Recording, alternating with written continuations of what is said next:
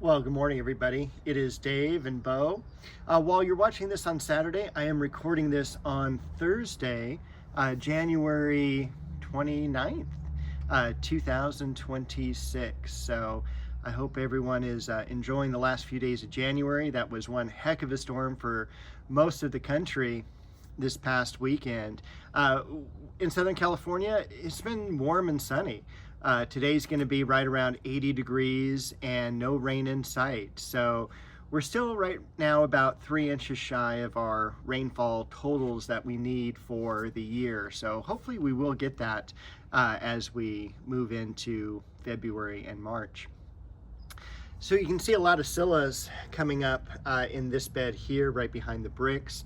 I'll show you the other patch of scillas as well. But of course, the main showstopper of the yard right now is this beautiful Magnolia Solangiana tree. We've got the blooms just perfectly held right now, and this is one of those great years where all the blooms are opening, no chance of rain, and so there's really no damage right now to any of these blossoms. And unfortunately, it's gotten so warm here, you can see some of the green leaves already sprouting out, which unfortunately means, of course, the end of the bloom time, but we're also probably at least 2 weeks early compared to where we normally are with this tree. And that is a little bit sad for me because this is my favorite bloom of the yard, and it's just perfect. It's got a light fragrance to it as well, so it's really a wonderful tree. Over to the right of that, there are some geraniums blooming, and then we've got the diosma, the pink breath of heaven, just beginning to explode in blossom. We'll cruise around to the perennial bed here, and we do have some leucosium still in bloom. I mean, how many weeks have I talked about this? This is such a great bulb to naturalize in the yard. It's a little bit pricey compared to others like daffodils and things like that, but this is something that grows up every single year. It's going to multiply. It's easy to care for, and you just really can't beat it as far as naturalizing bulbs. Underneath that, I do have some hyacinths that are in bloom. Again, this is January 29th, so it's amazing to see these in bloom even before February. That's how warm it's been here. And you can definitely get the fragrance off of these as well. I don't think there's a whole lot to talk about except the hemananthus here coming up with a bloom. Also have the guava tree that I dug up from behind the pond area. Hopefully that will take and root in. I'd love to use that in another part of the yard.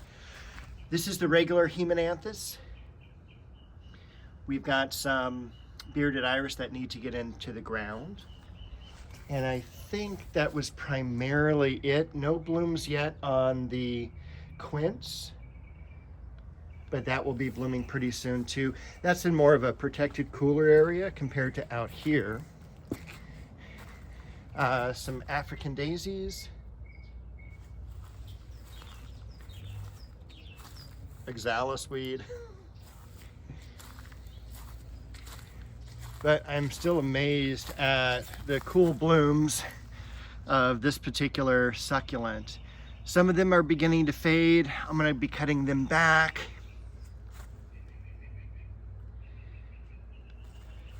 And actually see where I planted that plant, because it's definitely, I did not plant it there. We've got some columbines coming up. This is Acer Shirasawanum Jordan. It looks like the variegated geranium transplanted just perfectly. Looks like it's putting out a little bit of new growth. Speaking of new growth, we have some growth coming off of the roses. This is a Chamaecyparis chiramen, in the back. It's kind of got that cool, weird shape to it. As we get into the shade now, we've got some other bulbs coming up. We've got some hyacinths coming up, and we've also have some tulip species coming up as well.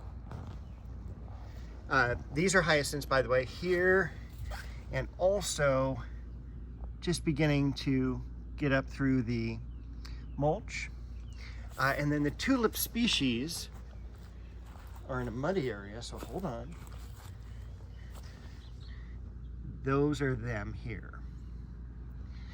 We've got some New Guinea impatiens still flowering. We'll cut those back in just a little bit and kind of see all the new growth underneath. So what I'll do is I'll wait for just about maybe another month or so, and then I'll cut back anything that's stringy from last year. We have a frost date, last frost date here of March 15th. So I normally want to say a little bit closer to that date just in case. And then over here, the plumeria just lost all of its leaves literally 2 weeks ago. And so this is looking really good. It did get transplanted. We pushed it back just a little bit so it wouldn't be interfering with the walkway here. So we've got this now cool walkway where I can walk behind the fountain area, and finished more of the railing here. This is just a lodgepole that I got from Home Depot that I cut up. This is what it normally looks like here. And they're normally, I think, about 8 feet in length. And then I just saw them up into small sections, put them up on end, bury them in sand, and that's it. I don't treat them. I figure they are naturally gonna rot anyway. So I'm just looking for a few good years out of it. And then I can decide what I want to do with this section. But other than that, we've got also, as we go back into the bed here, we've got some blooms coming up on the clivia already. And this is just a spectacular blossom in the springtime. It's become one of my favorites, even though I always kind of consider clivia more of an old-time fashion plant. We've got a Scotch pine here. This is penguin. That cool shrub is a Pittosporum tenuifolium variegatum. One of the Japanese maples, Makawa yetsubusa. Got the geraniums, daylilies from Shriners. Really cool, blood-good Japanese maple. Let's see, I've got more maples. All right, so I bought some more maples from Mr. Maple, and I've got these. Now, again, remember, this is going to be kind of a stream. You can kind of, well, you can still see generally the outline of the pond that used to be here, including where this tree is.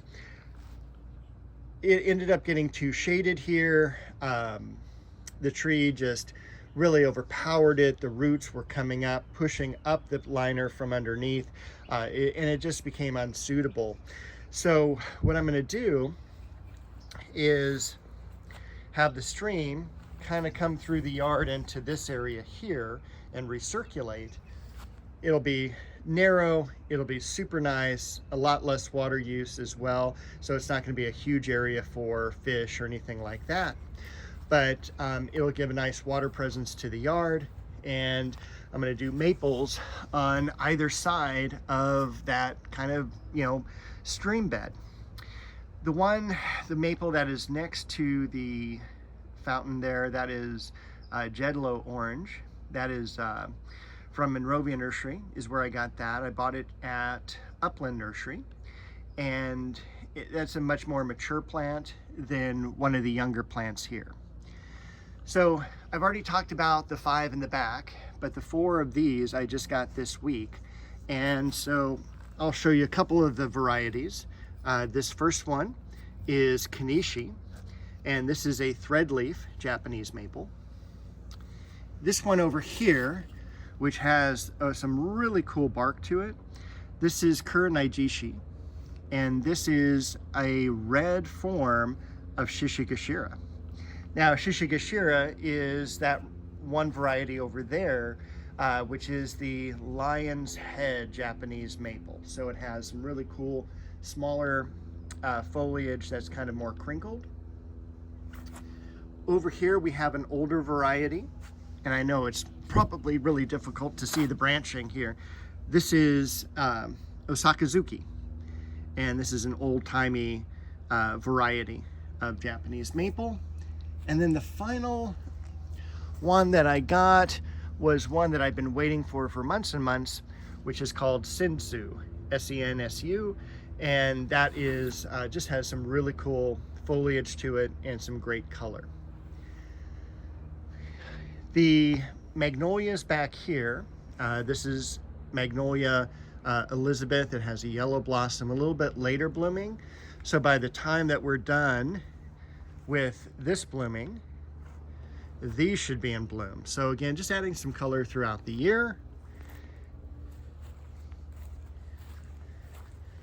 Over here, once again, getting hit by the sun because it is super bright out here. This is, and I can't even remember the variety, Sangogaku. This is a coral bark Japanese maple.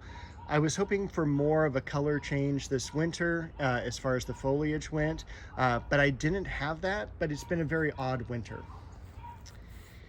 Back here is another Hemananthus, and let me get into the shade. Hold on. So this is a variety of Hemananthus, which is blood lily. You'll see those in my videos in usually August. This is the Scylla, and those are parrots, by the way, going over. So this is the Scylla that I'm looking forward to it blooming soon. Bo is looking forward to it also. Got some Corsican mint that did not even go dormant this year. Super cool mint. It's kind of like spearmint in terms of its scent to it, but it's one of those also that it's not overpowering. Like sometimes when you crush up mint and everything, it's like super strong. This one's not. It's much more mild, but it makes a great ground cover.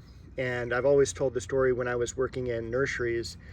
I worked at this one place called Bamiko Nursery in Pasadena. Does not exist anymore. Around the legs of the tables that the plant sat on, it always stayed really wet, and this is what grew around those tables. So it was always kind of that fragrance that reminded me of just one of my early jobs. I still need to go through and do some pruning here, but I did work on this bed over here, which is just one of the rose beds. Still a lot of work to do. I pruned back the bay laurel into that gumdrop shape. That's just done outstanding. And then over here, we've got a flowering apricot and just a few roses, Color Magic here in the back, a really large pink. This is Just Joey, which is a apricot, one of the best apricots, by the way. Ingrid Bergman, and then over here is Sterling Silver, an old-timey variety, which, as I get older, I shouldn't say old-timey so much, but that's from the 1950s. I've got also some false heather in white that I've cut back here, and this is a variegated oregano. And so that's what I've been doing the last couple of days. I'm going to put in a maple here. This is Indian Summer, and I'm going to move this plant here, which is a sambac jasmine. Now, I have the trash cans out here for a particular reason, and I'm going to zip on back here to a place I normally don't show, and it's a mess because I am redoing the fence. Now, you can see that this fence here probably about 15 years old. You can definitely see through to the other side, which is something I really don't want to do, you know. But I mean, the gaps are pretty wide now. So what I'm doing is I'm re-fencing this area. So I spent a little bit of time last week just getting a few planks up just to make sure everything would work. And so I'm kind of wanting to finish this area over the next week.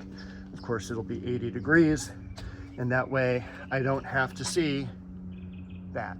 Okay. And then Bo, of course, does not care about fences because she'll just go over them. And I think this is where I'll end our episode today. That was plenty of work, and thank you very much for watching. We'll be back next week. Have a great week.